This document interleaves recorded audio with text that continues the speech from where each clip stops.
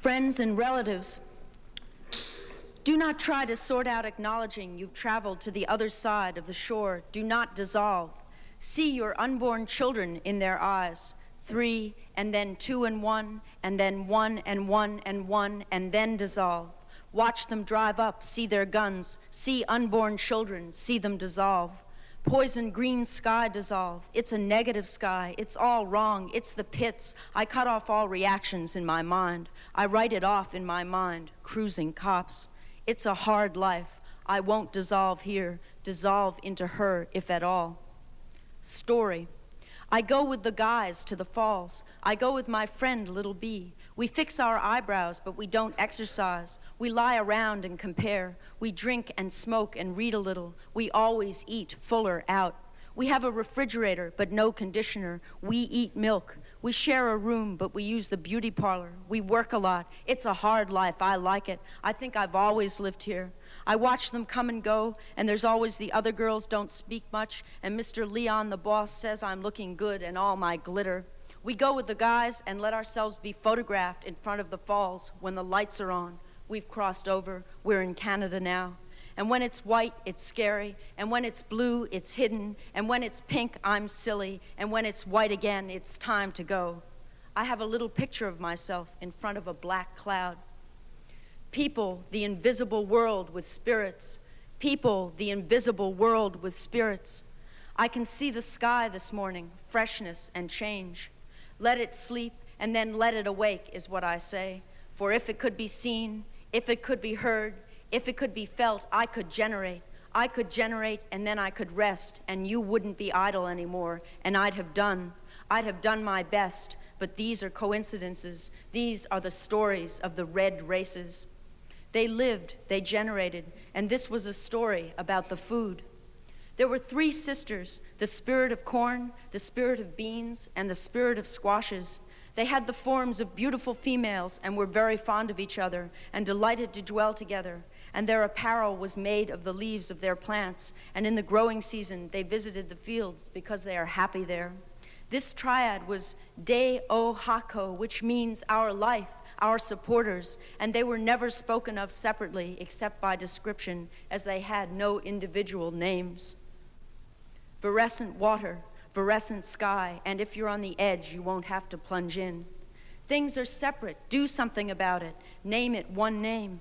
Name it a name no more presumptuous than the wind in the leaves. I live on planet Earth. I have little delicate ears. Let us abide in anger now. So how I got here is, I met a man at a party.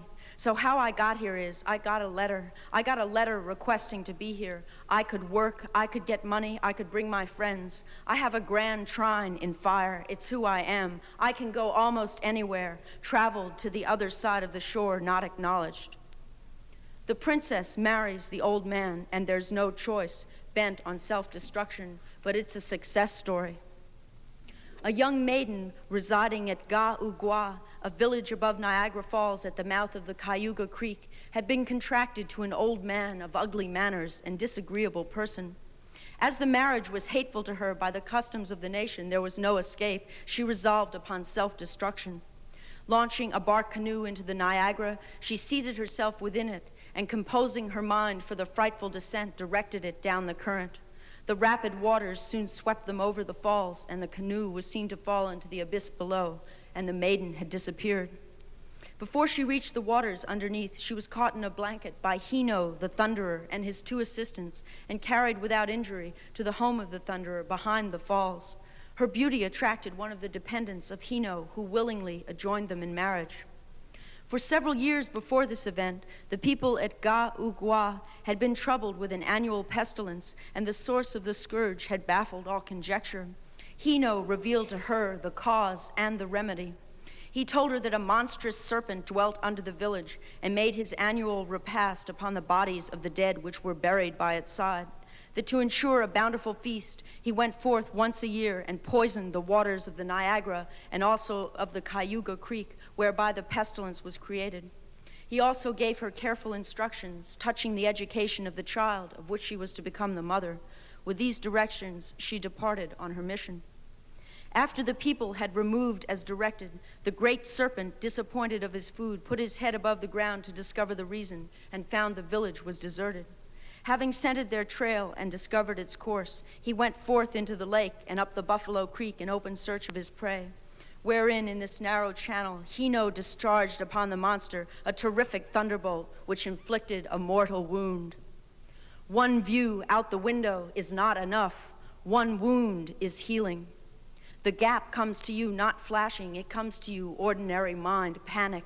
It accommodates sky, it accommodates clouds, and we are known for not keeping secrets, we white conquerors, we chalk and dust. So now we are plundering, so now we are poisoning, so now we'll turn it all wrong and we'll let everybody know how to murder the sky and water. So here's how I continued here. I got to the airport and I met my friend, and then we got on the plane and got to the next airport and met our friend. I was one, and then we were two, and now we were three in a strange place. 3 constellations. We arrived and we got guided and we got taken and we got put away and not a bite to eat. We laughed a lot and we had beer. We had company and we were company, and we went out to see the food and the stars.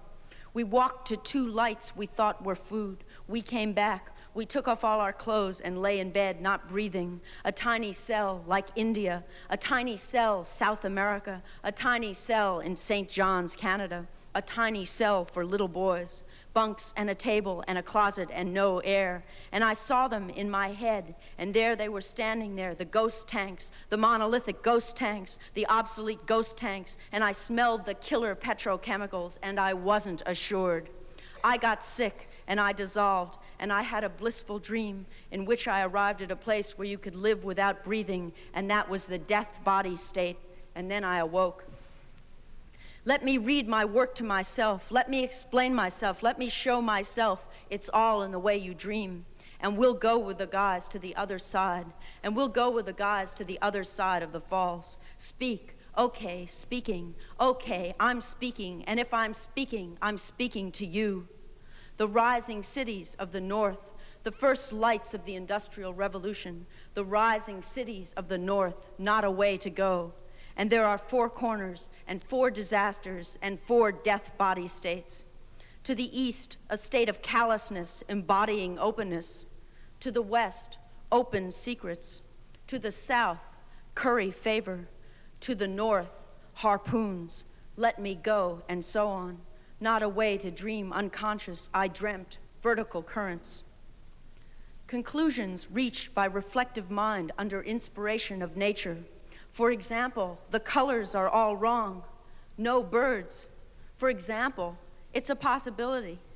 Example, there's a house and there's a sacred place and there's a burial mound. Example, there's a sacrifice. So the memory of what one planned to do and what one plans is indistinguishable, and the sky reeks and the antennas are mystical, and every moment is coming to life, and are you listening? Now are you listening? Let's go out to prepare the day for a new look at man, and let's go to the falls, the big steel falls, and let's listen to the rocks and make them skip and jump. So we arrived, we got dressed, and this is what we saw.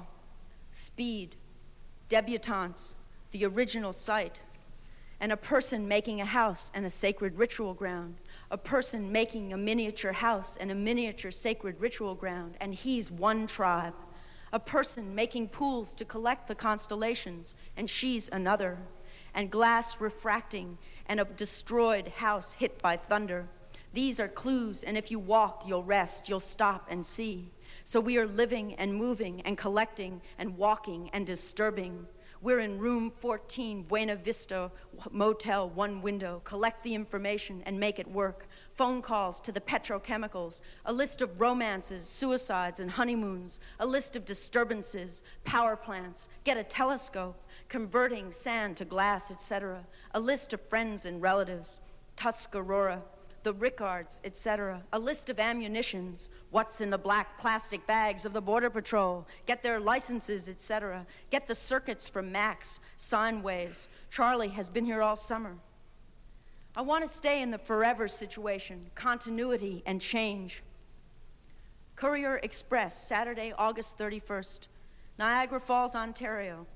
A body removed from the forebay at the Sir Adam Beck Power Generating Station in Queenston has been identified as Grant Chatting, 16, of 8793 Willoughby Drive here. This is not to depress you. This is to release you, and we write to get it over with, to get on with it. Police believe the youth jumped or fell into Chippewa Creek and was carried by the swift current into the canal which flows into the hydroelectric plant. Are you listening? Now are you looking? Are you panicked yet? Are you facing the void? Spiral currents, vertical drop 350 feet deep. I'm the princess under the falls. I go down, I come up, 3 sweaters, 3 seats for anything you've got, 3 in the motel in the forever situation.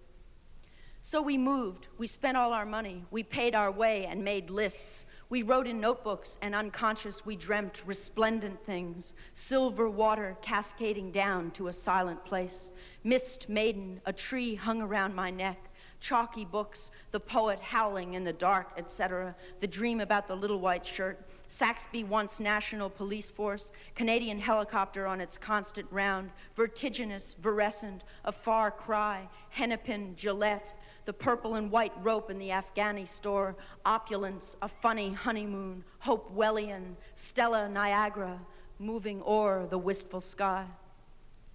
An age shall come, the years gliding away, when the automaton will rise. And I said to the telephone operator, it's B for boy, O for oil, L for love, I for innocence, and thinking all the time, thinking disembodied Kerouac, little ballet dancer with a big calf, whirlpools and dizziness, and if you're listening, I'll make my speech. Let me make this over again. Let me make it up to you. Let me spin. Let me address you and make you smile and make you wiser, but you'll have to weep first and go down under the falls. Friends and relatives, we have reason to glory in the achievements of our ancestors. I behold with sadness the present declining state of our noble race. Once the warlike yell and the painted band were the terror of the white man. Then our fathers were strong, and their power was felt and acknowledged far and wide over the American continent. But we have been reduced and broken by the rapacity and cunning of the white-skinned race. We are now compelled to crave as a blessing that we may be allowed to live upon our own lands, to cultivate our own fields, to drink from our own springs, and to mingle our bones with those of our father. Many winters ago, our wise ancestors predicted that a great monster with white eyes would come from the east, and as he advanced, would consume the land. They advised their children, when they became too weak, to plant a tree with 4 roots, branching to the north, the south, the east, and the west, and then collecting under its shade to dwell there in peace and harmony. Here we will gather, here live, here die. So we arrived and stayed and wrote these things. We lost the touch for land, and we lost the touch for gold, and we painted our nails as a celebration. We painted our nails as a parody, and we were celibate, me and little B. We crossed the border and didn't get acknowledged. We crossed over, and having done, we slept and dreamed thunder. And in the end, it was all thunder. And in the end, it was all thunder. And in the end, it was thunder, undone, undone sky. I dreamt unconscious. I floated up and over into air, and everybody was watching.